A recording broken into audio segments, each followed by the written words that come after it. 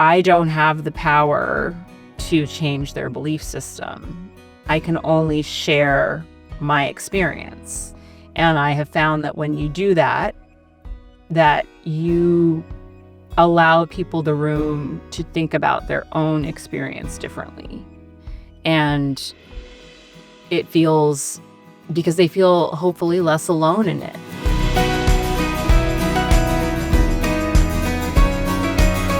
Welcome to the Sober Spill podcast. I'm your host, Isabel. On this podcast, we have real conversations with people in recovery, their families, and organizations that pertain to this field.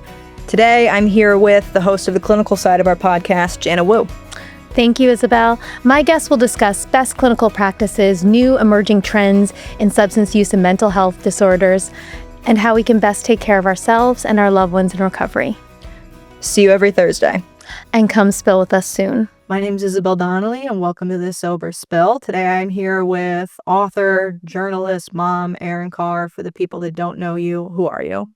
I'm a writer. I'm an advocate. I do a lot of speaking about harm reduction, drug prevention, talking to kids about drugs, and I live in New York City. I'm a Scorpio and the mother of two boys, one who's 22 and one who is 8. I feel like Scorpio is always like, you're a party girl. Like, you like to have fun. I used to say that, like, when people meet me and they're like, oh, what's your sign? You say Scorpio, it's either like, ooh, or, Yeah. There's like really strong reactions. It's a polarizing one. Yeah. And so I'm excited to have you. As we talked a little bit before this, I'm a fan of your work. Like, I've really been moved, especially by something even you put on Instagram recently, like just part of like you said it was on your phone, just journaling basically. But going over like some of your story, because you have a really crazy one, as I'm sure you're aware, that you've received that feedback. And then also some of the ways you've made meaning out of it today, because you've built like this big, beautiful career out of advocacy, out of removing the stigma around being like a young woman using drugs, right? Essentially. So I know that you used your first drug when you were 8. Yes. When you shared that with your family after you got sober, how did they react to that? I mean, I don't know at what point I told them that. I don't think that they really knew that until I was writing the book. I mean, they knew that I had taken pills before. They knew that I tried drugs young, but we hadn't really gotten into details about that so much. Yeah. But when I started writing, then obviously, even before the book, when I started writing articles or referencing things in my advice column, then, just more and more kind of gets revealed, right? And it wasn't, they weren't things that I was intentionally withholding. It's just that I became more and more open about sharing the details of my story the longer I was in recovery, and writing about it, because I really saw early on how much people related to it, even if they weren't drug users. And that I just knew that this was something that I kind of had to, I felt like when I looked at sort of like the canon of addiction memoirs, I couldn't point to one that I felt like really reflected my experience and in any real way. And I thought that people were always really shocked. Like once I became a mother and I met other moms, they were so shocked when they heard about my past. And I thought about like, well, that's why, one of the things that's unique is that I kept my addiction hidden from mostly everybody in my life for the first decade I was using. Not at 8. I mean, when I was using like harder drugs.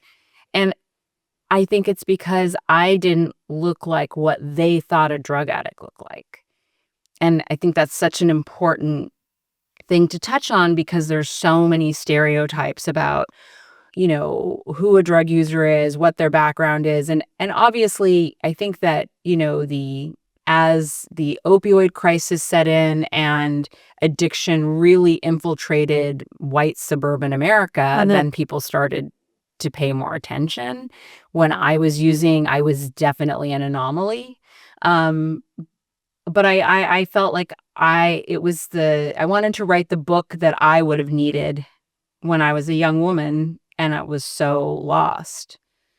So that was sort of like impetus for it. And that opened up so many conversations for me with my family.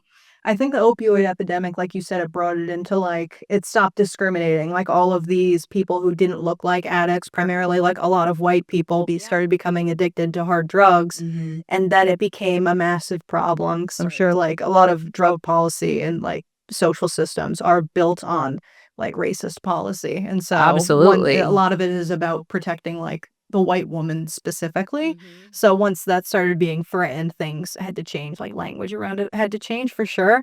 And yeah, the shame aspect is so important in dispelling that, because especially like working with clients, I'm sure you working with and like talking to people who are using drugs, like that will keep people from seeking help and feeling separate for a long time. I've done a lot of speaking engagements with like law enforcement, medical professionals, different groups. And every time I've done one, somebody emails me afterwards, like telling me that they have a drug addiction and nobody knows.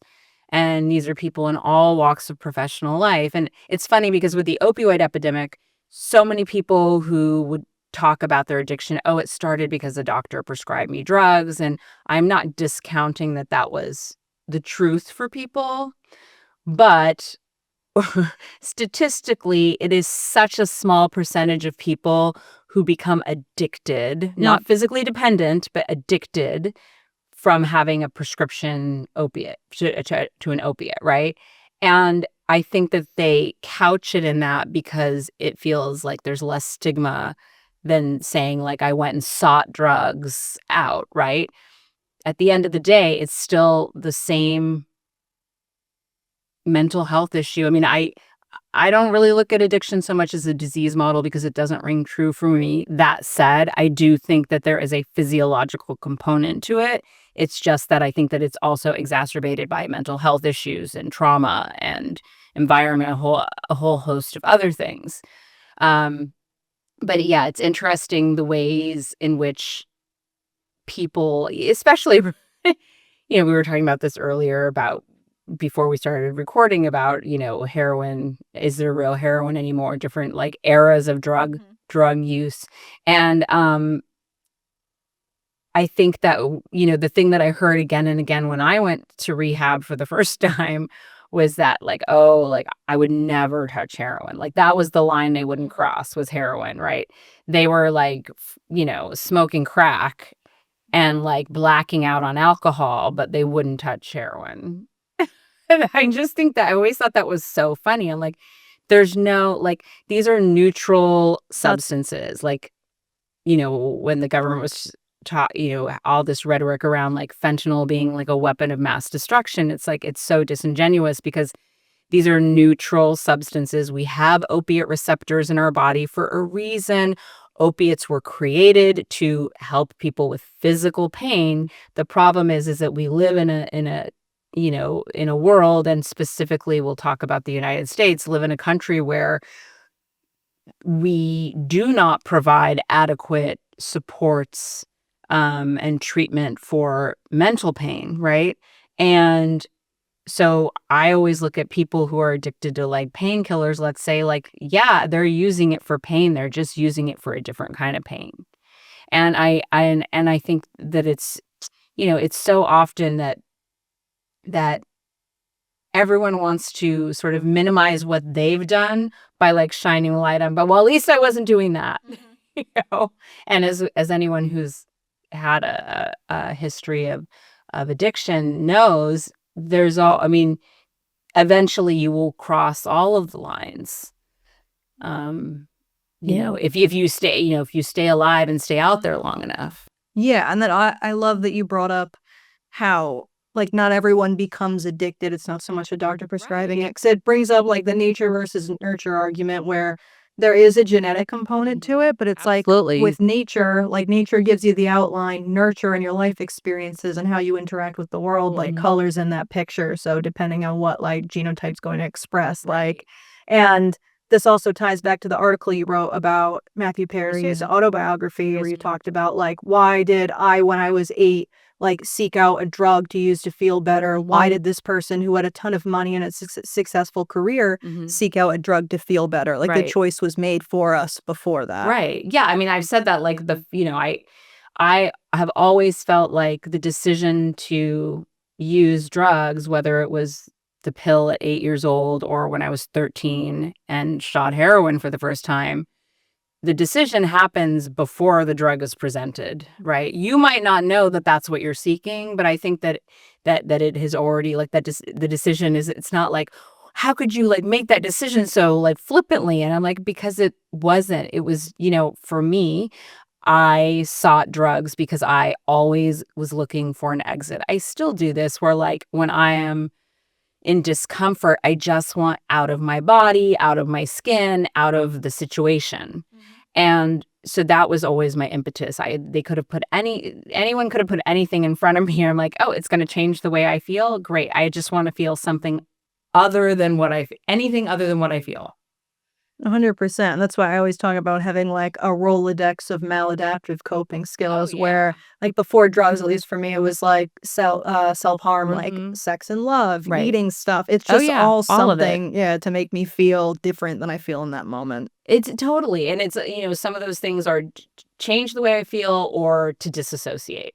Those are like, and those coping mechanisms worked to a certain degree.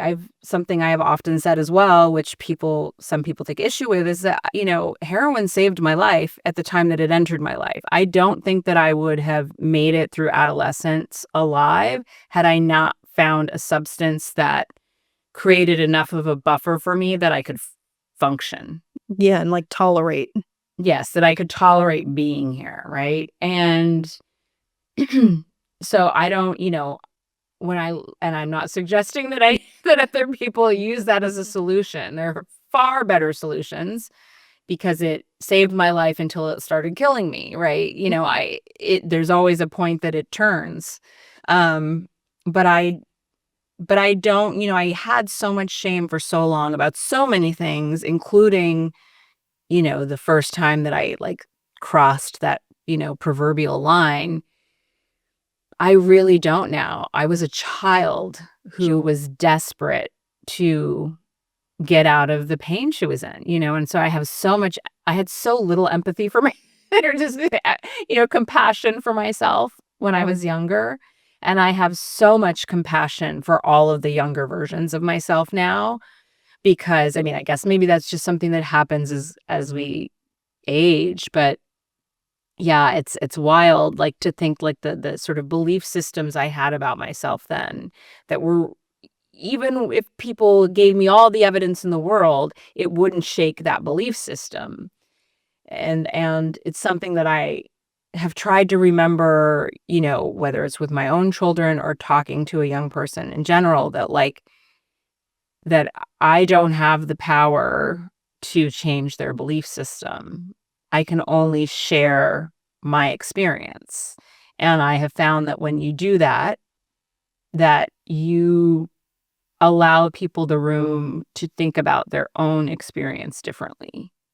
And it feels, because they feel hopefully less alone in it. Have you done IFS therapy?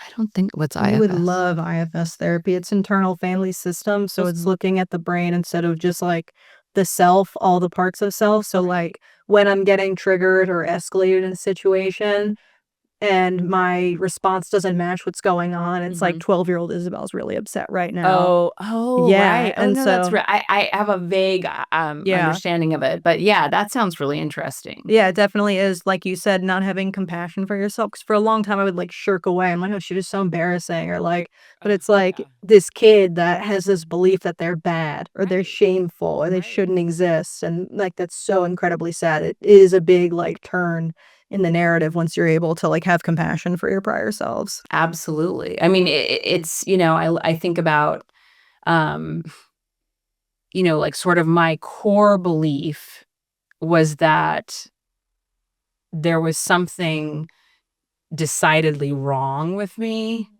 that I was a monstrous human being, and that if anyone could really see who I was, it would be impossible for them to love me.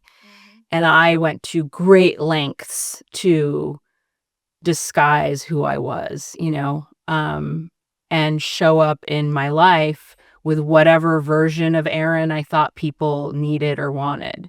And, that was like a survival mechanism, it was a, in some ways it was a skill that like served me very well because I knew that I could walk into any situation and adapt and survive and get through and keep the parts of myself hidden that I wanted to keep hidden. But yeah, I wrote an article many years ago, but I still will get like Google alerts because it was syndicated and then it gets re-syndicated a few times a year. It's so weird. And the title of the article is I have compassion for everyone struggling with depression except me. And I think that I remember I had a therapist who told me once that I had cruelly high expectations of myself and that I gave myself so little room for error. And that's something that I think I, even well into recovery, I mean, I probably still struggle with that to some degree, right? That if I feel like I haven't been productive enough, if I've fallen short, if I didn't accomplish the things that I wanted to accomplish in a day, if I forgot something, and as somebody with ADHD, the stress and anxiety of trying to keep all of those moving parts in sync and running can be very, very challenging. So I think that I had set myself up for constantly feeling disappointed in myself, constantly feeling ashamed that I wasn't living up to the version, this version of myself that was, perfect. Mm-hmm. Do you think any of your drug use was self-punishing? If you had like all those negative beliefs? I mean, I think that to a certain degree, there were things, destructive behaviors, not even just with sex, with self-harm. I said not even just with sex. What I meant, in addition, like with sex, with my behavior in relationships, definitely deeper into my addiction, I think that was the case. It was like on an unconscious level, and then later maybe on a more conscious level, I was just reaffirming that tape I had running in my head about this monster that I was. And, just the desperation to, at an early age, what I carried shame about, I had been sexually abused starting at age 4, and I hid it. And then it was, it was very internalized. I was very young, so it was hard for me to even understand what had happened. And it became clearer, obviously, as I got older and older. But I felt like that happened to me because I am this monster. If people know that I was abused, I mean, I didn't have this language then, but if people know that I was abused, they won't love me.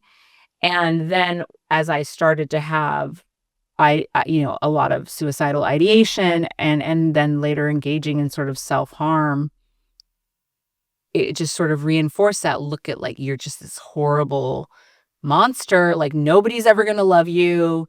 And that's sort of like how I operated in the world. Like I used to tell people that, I don't know if, do you remember, did you ever see that movie, The Craft? It was like a 90s film about witches, like in high school, like experimenting with the occult. It was Nev Campbell, Fairuza Balk, and a couple of other people. Anyway, it was a very big movie in the 90s. And they do this thing in there called a glamour, which is like they can project like the image of like in the movie, like I could project like everyone would think that I'm you, and I can walk around a room and they think that I'm you, but it's just a trick. And I used to always think of myself as like, oh no, this is just a glamour. This guy is interested in me, or this person wants to be my friend, or this, my parents love me, or whatever it is, because it's a glamour. They don't know what's really there. And that is a very, I think that I'm probably not alone in feeling it. A lot of people have felt that way or versions of that way in life. And it's so lonely because nobody is ever really seeing you. 100%. And what you said, I don't know if you've read A Little Life by Hanya Yangi. Yeah. Oh, God, devastating. Yeah, brutal. Yeah, no, that's like I get like flashbacks from reading that. But much of Jude, one of the protagonists' narrative is like, well, of course that happened to me because they know what I am. And it's just like the bad, like self-punishing, like the, well, yeah, because I'm bad, like that'll happen. And I hadn't had it broken down into like those words before reading that book. And I always thought that was very interesting. Hi everyone, Pat McCarthy here. Managing withdrawal symptoms no longer means leaving home. Mountainside's new outpatient withdrawal program provides confidential professional support with daily check-ins from our psychiatric and clinical team. It's designed for your busy life, so you could heal without disruption. Find out more at mountainside.com. You used functionally to an Yes. extent for a long time. Yes. When did you start to become aware that this was probably an issue for you? There were different points. I think that like, my initial exposure to heroin, it's not like it like sped up right away and I wasn't like, strung out at that point. But I started to recognize I was doing it more and more. I was in a volatile relationship. My best friend had just died, unclear whether or not it was drug related. And I just I just knew like there has been for me at crucial points in my life inside, despite how suicidal I felt from time to time, there has been a survival instinct that like, you got to get out. And in high school, I still was taking pills, but really like staying away from most drugs, and then started using crystal meth recreationally, which never really manifested as a problem. It was recreational. It didn't necessarily make me feel high, just sort of felt normal. ADHD. Yeah, exactly. And then I started using heroin again. I was 22, and it was around Los Angeles a lot at that time. This is late 90s. People were smoking it a lot, and I was in a bad place going through like a messy breakup, and started using again. And within a very short period of time, my habit was up to several $100s a day, as much as like $1,000 a day at one point, and shooting up and hiding it. Then I got engaged. Oh no. My fiancé didn't know. I had lived in Paris, and then we came back to LA. We were back and forth, and which also helped me hide it. But shortly after he got here, where he was going to come live in the States with me for a while again, he caught me in the act. Oh wow. And I don't know. I definitely knew that I had a problem. I was in denial about how big the problem was, but I went to rehab basically because everybody was angry at me. This is when everybody found out about the heroin. My parents didn't know that I'd ever had a drug problem. And I think I largely went to rehab to like get away from everybody. It was like, okay, this is my exit. I gotta go. In rehab, I definitely recognized the problem that I had. It was very clear to me. And then after that, from that point on, I knew. That said, I still went on for like 5.5 years of like constant relapse until I finally stopped and sustained recovery. And it's funny you say, because saying you live in France, or you lived in France, so because I have your contact and I'm on Duolingo, you've come up as someone I might know. And I clicked on it and I was like, oh, she's really good at French. Like your score is really high. Wait, So do you know why? That's so funny. Yeah. I do Duolingo for at least like 10 minutes a day because I was like, oh, this is a good way, because I haven't lost my French, but when I go back to Paris or I speak French with somebody, I understand everything they're saying, but I'm rusty, like in my response. It's the neural path. Yeah. And I feel like cognitively, it's like a really good thing for your brain. So yeah, I still do Duolingo.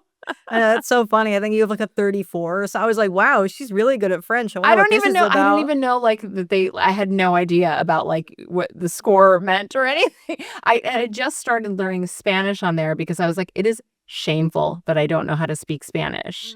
And it's actually, I'm picking it up pretty quickly because there's a lot of it is so similar to French, but much easier because there are fewer changes in pronunciation, fewer changes in terms of like the conjugation is like a little bit easier to follow.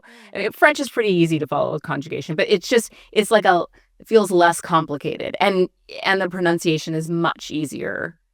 It's funny because since learning Spanish in the school system, I've been learning Italian for like a year and a half or something now, and there is so much overlap there Yeah. too. But I guess all the Romance languages are kind of have some sort of correlation. Yeah, I mean, that's why, like, if I read something in Spanish or Italian, I can't read fluently, but I could read like a sign. It's like You know doing what I a mean? puzzle, yeah. Like piecing it together. Right. Totally. And so when you went to, and I totally understand that going to treatment to run away in a way, because it's yeah. also, you can't be mad. I'm doing something about Right. it. Like you can't be They upset. were at everybody me. was I mean, especially my fiancé, really, he was so angry. And rightfully so. I mean, but Yeah. I was like, "Oh, this is I It's a gotta get out." crazy secret to have. Yeah. Yeah, I mean, Especially and getting he was married. not somebody who had been around drugs like that at all. Yeah. He was so shocked. My parents were so shocked. They could not believe it. And how did you, like, were you able to have that conversation with them when they came to you about it? Or was it like a shutdown, runaway kind of thing immediately? Well, when I got caught, I don't remember. We called my mom, or I think I called my mom, and told her, like, I need to come over because I have been using heroin and my fiance just caught me, and he's freaking out in the background. So we put the dogs in the car. We drove over there. He's like screaming at me the whole way. I don't know how familiar you are with Los Angeles, but we were coming from, I lived at the time in Beechwood Canyon, and my mom was living like up in against like the like La Cañada area, north of Glendale. We're going along Forest Lawn Drive, which is this, long route there. And I opened the car to try and jump out. That's so classic. Yeah. Because it was that thing again. I was like, I just have to get out of here. My mom was so upset. He wouldn't even speak to me. She called a couple of people and then made calls in the morning and found a place for me, a rehab. And we went and did like a little intake interview. And they're like, you have to go do like detox in the hospital. They were affiliated with a hospital.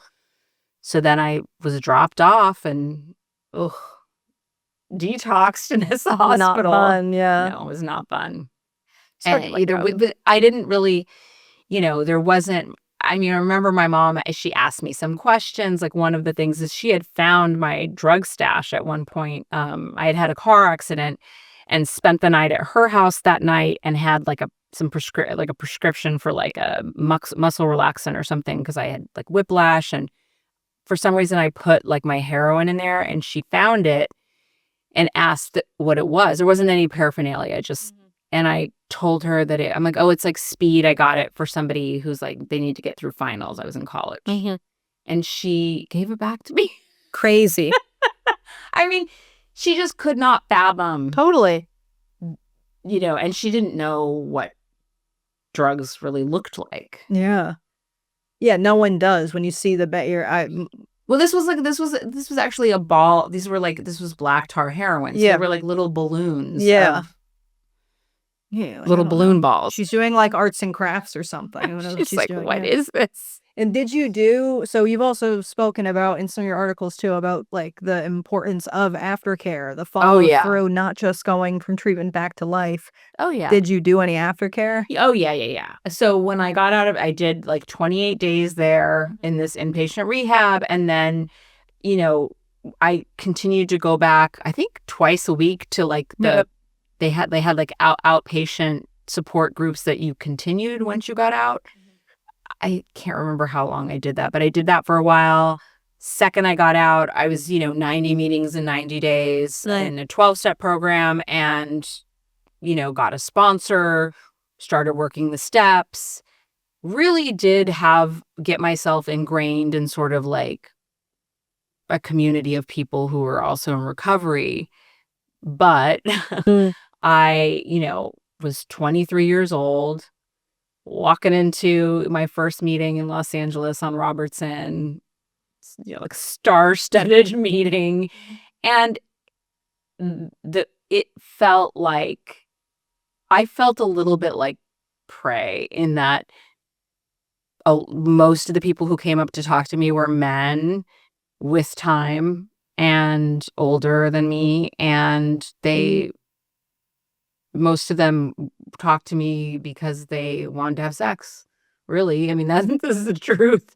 And I started, immediately. I mean, I broke up with my fiance when I was in rehab and started, making out with somebody I met in rehab. I mean, I was just like classic, like transferring all of that to like men and sex. And I think that like when I look at sort of the trajectory of my addiction, it's so tied with my romantic relationships. Like so tied to it. So I relapsed. I stayed sober for like 10 months, and I was in a relationship, but during that 10 months I was dating a lot and then got into a relationship. He was also in recovery, and then I started cheating on him. This was my pattern. And then I was just feeling that like weird pressure again of like being emotionally intimate with somebody was painful and made me want to push him away. And I went and sought out like one of the I hardly use drugs with people. There was one person who in my book, her name is Diana. I'm the person I'm the reason she started using heroin, and she was still using, and I was pretty sure she was still using. So I made contact with her. We started hanging out again. She didn't want me to use, and like I badgered her enough that I started using again. And a couple weeks into this relapse, I overdosed. She saved my life, and then she was so traumatized from my overdose, which and I can and understandably so. We didn't have Narcan at that time. She did rescue breathing, and another friend came over and like, I was already awake at that time, but she did rescue breathing. She dragged me, I got up, then I was still like fading out. She got me into like a cold shower, and I was okay. But I was like, I didn't believe her that I had overdosed, and looked in the mirror and like my lips were blue. And she's like, was like crying, like begging me to promise that I would never use a needle again. And I didn't, and she didn't, which when I think of this looking back, it is a miracle that I stuck to that promise. Certainly. Like, I don't know.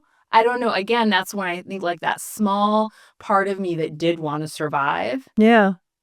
Was listen to that. And I think, on a conscious level, it was that she was so traumatized, and I was like, as suicidal as I felt at times, I didn't want anyone to ever find me that way. Like, I don't know. I just was like, I don't want to do that to anyone. Yeah. And I can't believe I actually stuck to it. But that was the last time her too. Like, we never used a needle again. Yeah. Now, I still was like using, but I never used a needle again. And I think that decision probably saved my life as well, because I had many more relapses. I didn't tell anyone that I had relapsed, which was also my pattern. I just kept showing up at meetings. So I took my year cake, like, took dirty cakes, dirty cakes. Yeah. I didn't tell anyone that I had been relapsing until I was supposed to have like 3 years. That's wild. 3 and years. Then I only admitted to the most recent relapse. Okay. And when I say relapse, like most of my relapses were very short-lived. I would start kind of chipping, and then I'd get strung out very quickly. A few days I'd be strung out. And then, so it'd be a couple weeks of that. And then I would detox like cold turkey, often on an airplane travel. I mean, it was so, I think of like the idiotic decisions I made in those years. And like, I really tortured myself unnecessarily. Yeah. It sounds miserable. Yeah. It wasn't fun. It definitely was not fun. It stopped like, that doesn't mean that it never felt good, but I think from the time, really from the time of, like, I don't know, somewhere in those years of, like, relapsing, it just became less and less fun, and to the point that it just didn't even give me the exit. It didn't give me the relief that I was looking for anymore, but I couldn't stop because I didn't have any other solution to, like, numbing the pain. So I was in a pattern where, like, something would happen, I would be in emotional pain or feel suicidal. I would reach, I'd relapse, and it would numb me enough that I was getting through, but I was still emotionally not okay. Yeah. And then it was like, really? So now it's like not even going to work? And do you think that decision to stop using needles is where your passion for harm reduction came in? Oh, yeah. I mean, and also during the time that I was using needles, from the time when I was a teenager and then later in my 20s, like, it was because of essentially ACT UP and then Clean Needles Now. They had needle exchange at certain spots, few days a week, and so I always had clean needles. I always had alcohol swabs. I always had cotton. All of it. There was no reason not to, and I was, like, fastidious about how I kept my drugs and, just, like, took the sharp off of every needle and then put that in a separate bag. And, like, I had a whole system, which somehow made me feel more in control of this very out of control addiction, right? But yeah, I mean, harm reduction absolutely prevented me from getting hepatitis C or HIV. It prevented me from, other infections you can get from reusing a needle, like endocarditis, which is an infection of the heart. And that is exactly what you said, harm reduction in action. I couldn't stop, but I wasn't going to use a needle anymore. And that really saved me. And there are all these barriers and stigma around harm reduction where it's like, if you just distill it down to the simplest thing, like, I would rather have someone be alive and high than dead. 100%. And this is something when I've talked to parents about how we talk to kids about drugs, like, my sort of at the core boilerplate is that we talk about drugs and, like, we give them neutral information to make their own informed decisions and trust that they're going to make the decisions that are right for them and give them agency over it. Because I have found as a parent, and then also just from having a lot of experience with talking to teenagers and from talking to parents of teenagers, that kids feel empowered when they have the right to make the decision.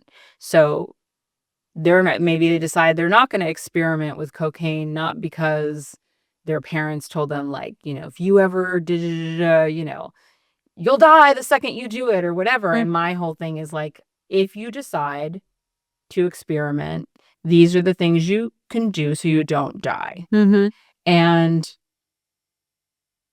to put it really bluntly, I've told people, like, as much as you hate the idea of your child trying drugs, you would rather have a kid who was alive and experimented than a dead kid.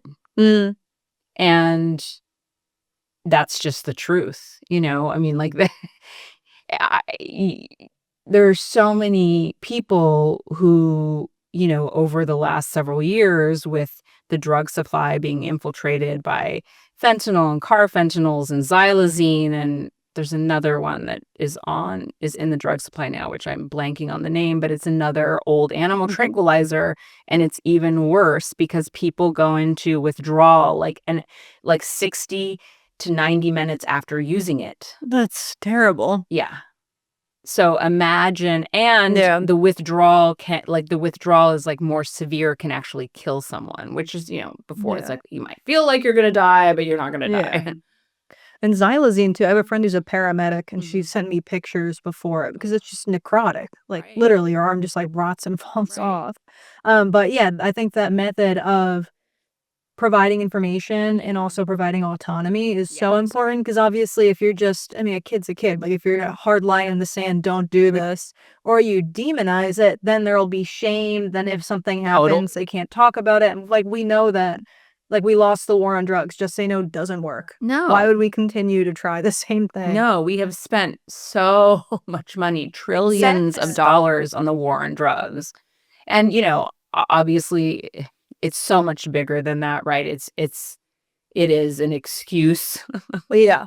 politically. Yeah. But yeah, I think that like we've come a long way with harm reduction, which is really good. I had somebody, you know, I've had these conversations before about like, you know, like, well, here's an example. Okay. One of the things that like I ended up kind of going away from 12-step meetings because as I was struggling with my mental health in recovery and was put on medication at that time, there was a lot of rhetoric from people like, well, you're not sober then. I hate and I'm that. like, dude, I'm not high on Wellbutrin. Are you serious right now? I'm just not going to jump out the window. Yeah. And then I would feel shame about it and go off of it and then feel crazier. And it was this really bad cycle. And then when I really was in it and like, I have to try something new, this is when I had a child and I was like, the stakes are so much higher now. I'm like, I can't do it in a 12-step setting because, you know, one of the like sort of adages, like some are sicker than others. I needed more than to not be using drugs. I needed serious help for my mental health issues and for trauma. And I didn't know at the time for neurodivergency with my ADHD. And my diagnosis came many years into recovery and was a light bulb, like lightning moment for me. So it's unfortunate, and I think that it still exists to a certain degree. You know, we hear talk about like, oh, if somebody's on Suboxone, they're not sober. And I'm like, first of all, like nobody is going to define recovery except the person whose recovery it is. There are people I know who were sober and then like they're not sober now, but they don't use drugs, but they use, you know, gummies or whatever. I don't have any, but they're still in recovery from the thing that was killing them. I don't consider that like, you know, the same as somebody who is, there's a difference between recovery and abstinence, I guess is what I'm trying to say.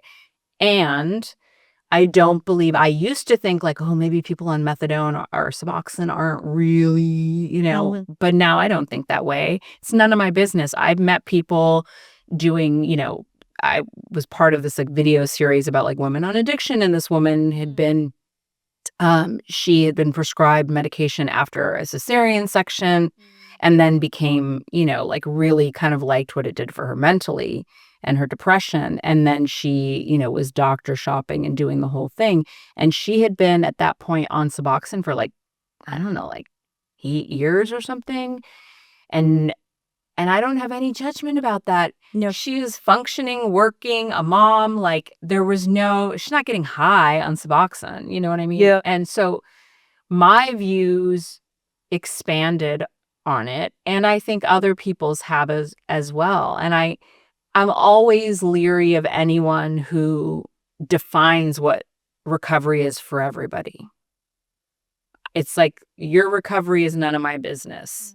One of the last things I wanted to talk to you about while I have you here today is in January, you announced on Instagram in like a journal post essentially about having cancer. And you said something that I found very poignant and that I relate to a lot. Says despite having like fairly constant suicidal ideation, I find there's still a part of me that wants to survive, which I love that. And I also think it's a pretty common feeling too, where it's a lot of times we don't know we want to live until this. Right.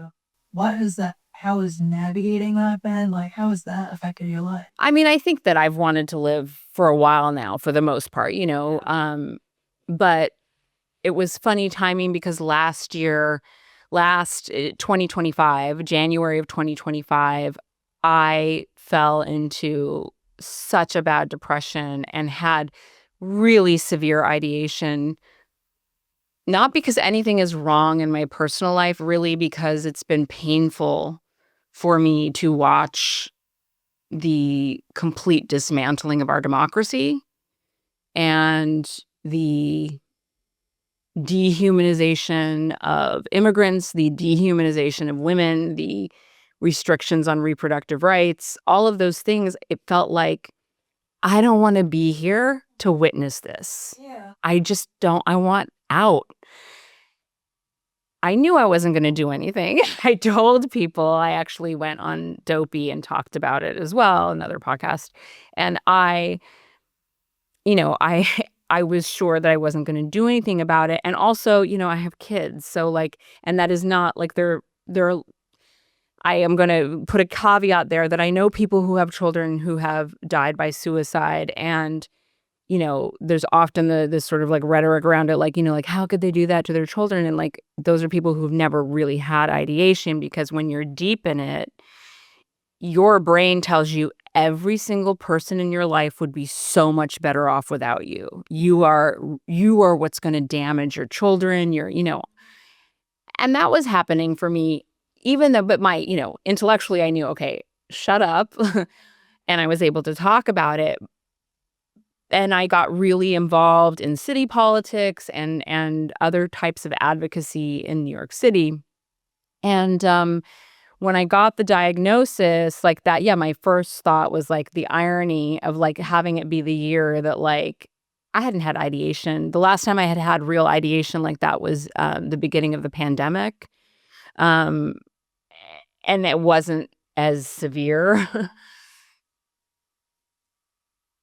I felt like it was again like one of those things where my life lessons have been to really give up control, like understand that I can't control these things. It's always, it's like another thing that I have said a lot is that like my need to control immediately puts me out of control. And I feel like I am in my greatest center of like power and stability when I can accept who I am and where I am in this moment, right? Even if it's flawed, because it always will be, and accept who other people are and where they are, right? So it's like all acceptance and like understanding that you don't have control. But with the cancer, it's fortunately, I call it good news, bad news cancer, because it is a very slow growing lymphoma. I've had it probably, they think, for at least 15 years. It replicates, it's mononucleal, so it replicates one cell at a time. I feel that's very fortunate. Bad news is there's no cure, like even with treatment. Like I mean, right now there's no cure. There's no news of any cure on the horizon, but and the hardest thing for me is like dealing with the sort of symptoms. I had thought that I had long COVID because I have like extreme fatigue at times like I have never felt before. And I'm like, oh, it's just because I'm getting older, or maybe it's like perimenopause or whatever it is. And it's none of those things. It was like classic parts of the cancer, getting sick a lot. Like every time my little one gets sick, he'll be down for like 2 or 3 days, and then I'm down for like 2 weeks. I mean, when I say down, of course, I'm one of those people that like still pushes through things, which is I'm trying to learn how to prioritize my health and prioritize sleep and all of that. And the other thing that was kind of amazing about the diagnosis is that I really was like, I am not going to give my energy to people in my life who are toxic. And I don't have friends in my life who I feel are that way, but I certainly have extended family like that. And I just kind of feel like no matter what the relation is, familial relation is, it doesn't mean that like I don't love them. It doesn't mean that I wish them ill or that I won't ever see them again, but it's going to be limited. And I'm going to say no to things when I don't want to put myself in a situation like that, because whether I have like 40 days or 40 years left, I don't intend to spend them like in that kind of stuff. Like, why? Like my time is way too important to waste it. My time and energy is way too important to like waste it on people like that. the other funny thing, and I wrote about this on my Substack, is that it was like I delayed telling some people because every time I had to tell someone, I dreaded it, because I have a lot of friends who lost a parent to cancer. I had a friend who lost her mother to a more aggressive form of non-Hodgkin's lymphoma, B-cell lymphoma, which is what I have, is a non-Hodgkin's. But I was so afraid to tell her, because I knew it was going to make other people feel bad, or worried, or, it's just like it's like a bummer thing to have to like kind of tell someone. But, there, I felt like I knew I was going to kind of be more public about it when I felt like it. And it's not something I feel compelled to write about all the time, but it's just part of my identity right now because it affects my life, So one of the things that was funny is that I had so much dread about telling people. I actually, when I found out, I was home alone. My doctor called me at like 9:30 at night. My husband was at a Mets game with both of my kids, and I knew something was weird that she was calling me that late. And she said, hey, I just wanted to let you know that I got a call from the pathologist, and before it hits your patient portal, they found something abnormal, and, the results show that you have a slow growing non-Hodgkin's B-cell lymphoma, it was just like, and the first thought in my head was like, is non-Hodgkin's the good one or the bad one?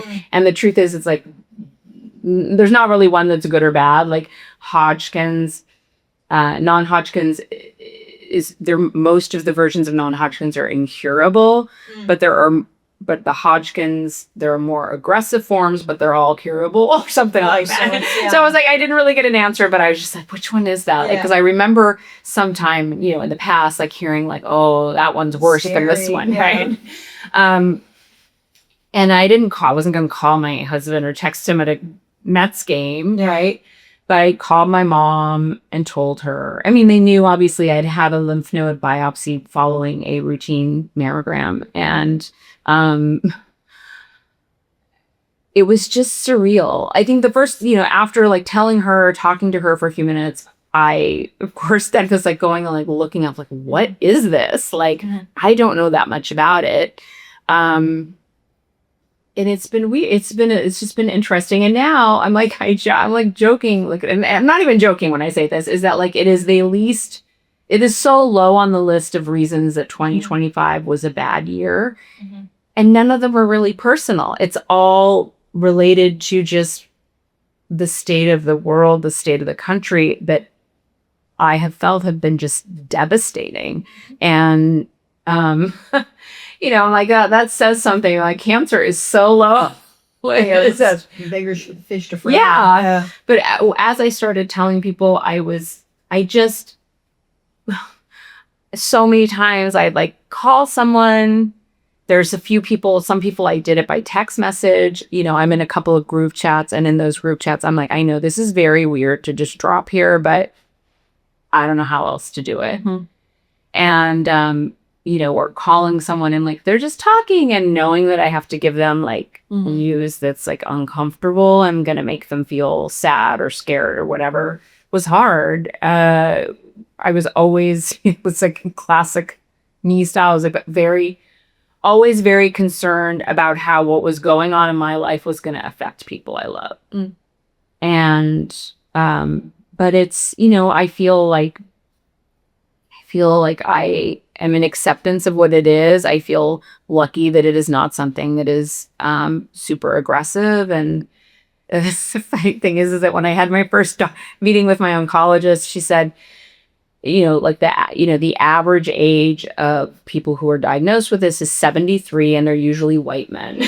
Oh, that's so great. Yeah. So some old white man disease. Yeah, that's so funny. And she said many of them don't even ever get treated for it because it's so slow, and it's like they don't start treatment on this until your lymphocyte count is at a certain place. And like right now I'm still just being monitored, but she said, you will need treatment because of your age. You're a lot younger than than most people who get diagnosed. Yeah. And but they do have a lot of good treatments for this. Not, they rarely use chemotherapy. It's usually an immunotherapy drug and sometimes targeted radiation. So I'm like, okay, it could, like, like, in my classic, like, I have done this over heavy things my entire life, where I was like, like, I was abused as a kid, but he was an adolescent. So, like, at least it wasn't an adult. At least it wasn't a family member. And then, like, when I was raped, it was by an ex-boyfriend. I'm like, at least it wasn't by a stranger. Like the stupidest, like, weird ways of minimizing it for myself so that it felt less traumatic. And, I think, and I still do that, clearly. I think it's a very female thing Yeah. to do. And also because in telling people that I want to make them feel better about it, I'm like, like, it's not so bad. It could be worse. Right. So for anyone that wants to find you, where can they find you? Very easy to find. I'm on, as far as social media, I pretty much am only on, I have other accounts, but I really only use Instagram, occasionally Threads, and it's just my name, Erin Khar, ERINKHAR. I have a website, that's my name, and also my Substack is Ask Erin. So if you put Ask Erin Substack, mine will come up. It's an advice column that I've been doing for 16 years, which is crazy. Sweet. Yeah. It is on your website too. There's a link to it on my website. Yeah. Or just everything at one place. Yeah. All right, sweet. Well, thank you so much for coming on. This has been really lovely. I'm glad we were able to find a time to sit down. Me too. All right, sweet. Thank you. Tune in next Thursday.